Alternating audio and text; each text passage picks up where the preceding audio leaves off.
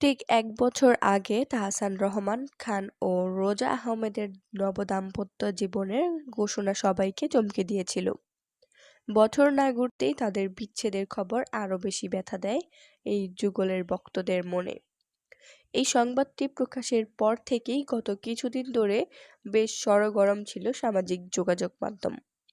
যদিও বিষয়টি নিয়ে তাহসান মুখ খুললেও রোজা আহমেদ প্রকাশ্যে কোনো মন্তব্য করেননি। এমনকি বিচ্ছেদের কথা সামনে আসার পরও নিজের ইনস্টাগ্রামে তাহসানের ছবি ঠিক সেভাবেই রেখে দিয়েছিলেন রোজা। একই সঙ্গে রোজা নিজের নামের সঙ্গে খান পদবিও অক্ষুণ্ণ রেখেছিলেন। তাই অনেকেই ভেবেছিল হয়তো তাহসানের সঙ্গে এখনো সম্পর্ক টিকিয়ে রাখার ইচ্ছে রয়েছে এই মেকআপ আর্টিস্টের। তবে সে আশা আর বাস্তবসম্মত নয়, যেটা ইঙ্গিতের মাধ্যমেই হয়তো জানিয়ে দিলেন রোজা। সম্প্রতি নিজের ইনস্টাগ্রামে থেকে তাহসানের ছবি মুছে ফেলেছেন রোজা আহমেদ।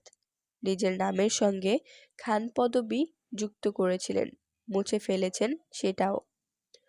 রোজার ইনস্টাগ্রাম ঘেঁটে দেখা যায় কোথাও তাহসান নেই। ফলে এটা এখন আরও প্রকট। যতটুকু সম্ভাবনার আশা ছিল সেটাও শেষ হয়ে গেল। তাহসানকে বিয়ের পর রোজার ইনস্টাগ্রাম অ্যাকাউন্টের নাম ছিল রোজা আহমেদ খান। সেখান থেকে খান অংশটুকু মুছে ফেলেছেন তিনি।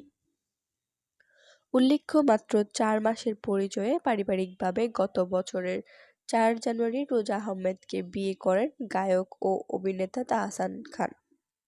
রোজা আহমেদ একজন পেশাদার মেকআপ আর্টিস্ট, যিনি ১ দশকেরও বেশি সময় ধরে বাংলাদেশ ও যুক্তরাষ্ট্রে ব্রাইডাল মেকআপ আর্টিস্ট হিসেবে কাজ করছেন।